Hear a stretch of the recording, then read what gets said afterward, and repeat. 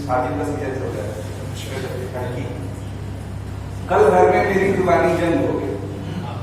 कल घर में मेरी जुबानी जंग हो गई।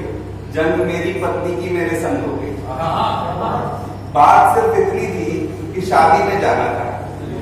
बात सिर्फ इतनी थी कि शादी में जाना था, नए कपड़े खरीदने का नया बहाना था। मैंने कहा कपड़े तो इतने हैं तुम्हारे पास। मैंने कहा कपड़े तो इतने हैं तुम्हारे पास, उन्हीं में से निकाल लो एक आध। उसने कहा कपड़े खरीदे मुझे जमाने हो गए, सारी पहन चुकी हूँ सब पुराने हो गए।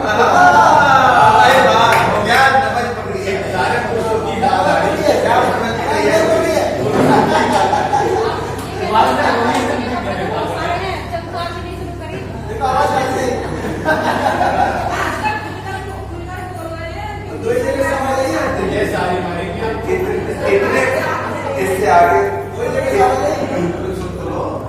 इतने में मैंने खोल दी मैडम की अलमारी। इतने में मैंने खोल दी मैडम की अलमारी, भरभरा के गिर गए सूट सलवार और साड़ी। मैडम उस पर चिल्लाई, करिए क्या कर दिया आपने, मेरे ही कपड़े गिरा दिए मेरी नजर के सामने। अब मैं डरा सहमा क्या बोलता। इससे पहले कि मैं कुछ बोलूं, आवाज आई कोने में टंगी एक साड़ी से। इतने में आवाज आई कोने में टंगी एक साड़ी से, खरीदा था मैडम ने मुझे बड़े ही बेकरारी से।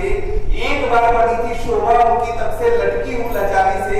कभी तो तरस खा के मुझ पर निकालो मुझे अलमारी से।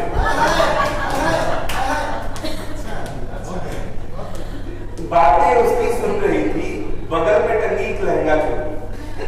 बातें उसकी सुन रही थी, बगल में टंगी एक लहंगा चोली, जिसके परचेजिंग टैग को भी मैडम ने अब तक न खोली। कहा कसूर मेरा सिर्फ इतना है कि मेरी मैचिंग के झुमके न मिले, लटक रही हूं तब से जाने मिले मुझे कब मिलेगी।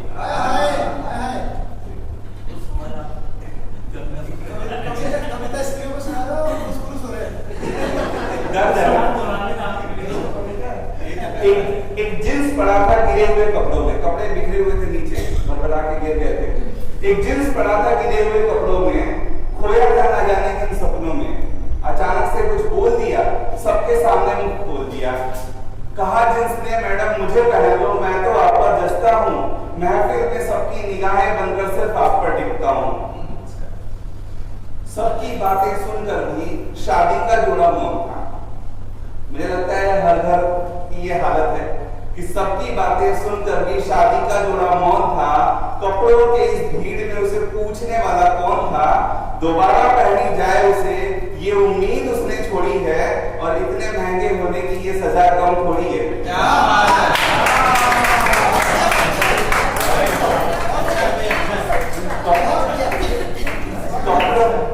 कपड़ों की इन बातों का मैडम पर कुछ असर न आया।